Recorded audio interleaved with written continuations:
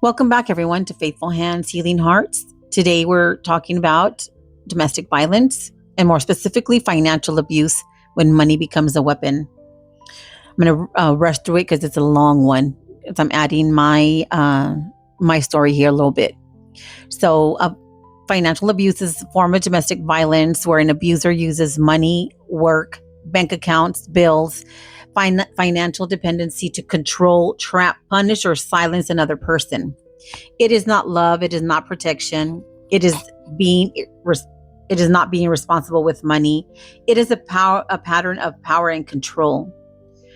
Financial abuse can look like many things. It can be someone controlling all the money, deciding what can be spent and when. It can be taking someone's paycheck, refusing to let them have access to a bank account, denying them a debit card, giving them an allowance that, like if they were a child, and sometimes not even an allowance at all.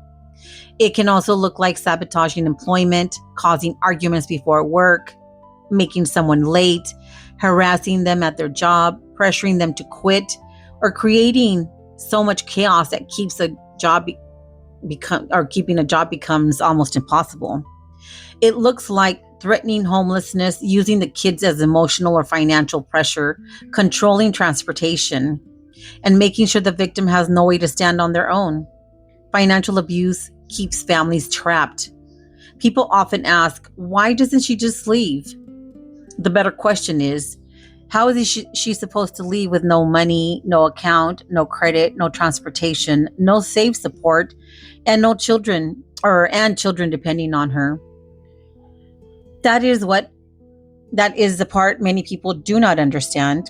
Financial abuse is designed to make leaving feel impossible. This is not weakness. This is captivity dressed up as a relationship. And the damage does not always end when the relationship ends.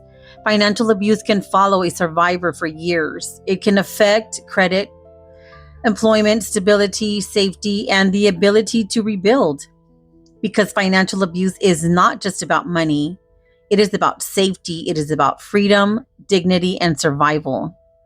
So when someone tells you that they are financially abused, please don't ask, why did you stay? Ask instead, what was taken from you? What access? Your independence, safety, choices, support, and most importantly, peace. Because those are the things financial abuse steals. And now I want to speak on my own experience. This is just a part because it resonates with the financial part because, let me tell you, I have many, many, many stories of my own. In my abusive relationship, I was not placed on the bank account. This is when I was younger. The accounts were controlled by my abuser and his mother. I had no real say. I had no financial independence. I had no freedom to make decisions for myself or for my children as they were growing up and we were growing up. And at that time, I was already deeply traumatized. The abuse was not only financial. It was psychological, verbal, emotional, physical, and spiritual, and just in so many ways. It affected my mind, my body, my confidence, and my ability to even believe I could escape. I lived in fear every day. I was watched, I was controlled. Even when I would go out around family, I could not truly speak freely. I could not be left alone to tell the truth because control depends on silence. And even when I did try to speak, no one ever really heard me. That is another wound survivors carry. The wound of not being believed, of not being protected, and not being helped when help was desperately needed. There were times I felt completely trapped. I had my children, I had responsibilities, I had fear over me every day. I was just not trying to leave a relationship. I was trying to survive a system of control that had been built around me. And the financial control was just one of those chains. When my abuser was incarcerated, my life with my children was different. We had a safe, peace place that we kept. I worked, I provided, I was responsible. We had a blast. I was building stability. I was trying to build credit, create a better life for my children. But when he came back into our lives, the chaos came back too. The control came back, the threats, the fear came back, and everything I had worked so hard to build would get damaged again. That is what people need to understand. Survivors are often rebuilding over and over while the abusers keep tearing things down. And yes, employment was affected too. I had jobs, I had opportunities, I had moments where I felt like I could finally stand on my own feet. But abuse has a way of following you into every part of your life. The stress, the fear, the threats, the harassment, the chaos. It makes stability almost impossible. And when someone is constantly threatening you, intimidating you, and making you feel like your life is in danger, you are not thinking like a person with freedom. You are thinking like a person trying to stay alive. That is why financial abuse is so serious. It is not just about being, being bad with money. It is not just about arguments over bills. It is control. It is restriction. It is fear. It is dependency created on purpose. And I want to say this clearly.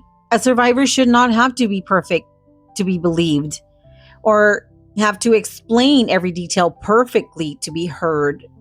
They don't have to prove their pain over and over again to be believed. I went through many forms of abuse, and I went through them without the help I needed. And that is why I speak now. Not because it is easy, but because someone listening may be living this right now and may not even have the words for it yet. So let me say this. If someone controls your money and controls your choices, that is abuse. If someone keeps you from working, ruins your ability to keep a job, that is abuse. If someone keeps you dependent so you cannot leave, that is abuse.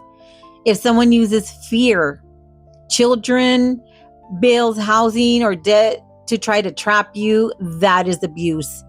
And if this has happened to you, I want you to know you are not stupid. You are not weak. You are not crazy. You're simply being controlled. There is a difference. Financial abuse can make a person feel buried, but buried does not mean dead. Sometimes what is buried is a seed. And with the right help, the right support, and God's grace, survivors can rise again. That is why I am speaking about this today, because money should never be used as a weapon. Love should never feel like a prison, and survival should never be mistaken for weakness. There's another part of financial abuse that people do not always talk about. It is withholding information. My abuser had been in the military, and according to what he had told me at the time when we were younger, he had been dishonorably discharged. Years later, fast forward, he was released from prison. He mentioned that he was going to the VA, and I asked him about it, and he had said that he had learned that he may have actually just been generally discharged. That shocked me deeply, because all I could think about was how many years we struggled without knowing what help may have been available, medical benefits, education support, or resources that could have helped me and my kids. And whether that information was hidden, misunderstood, or never explained, the result was the same. I was left without access for 4 children, without answers and without support. That is another form of financial control. When someone keeps you in the dark about resources, benefits, or options that could help you survive. Financial abuse is not only about money being taken. Sometimes it is about information being withheld. Sometimes it is about opportunities being blocked, about making sure you never have enough knowledge or support to stand on your own. But thanks to God, I am not that woman anymore. I survived, I rebuilt, and now I can speak freely, and so I can help someone else recognize the signs sooner than I did. That would have been amazing. Anyhow, thank you so very much for listening to this long story. Till next time, peace.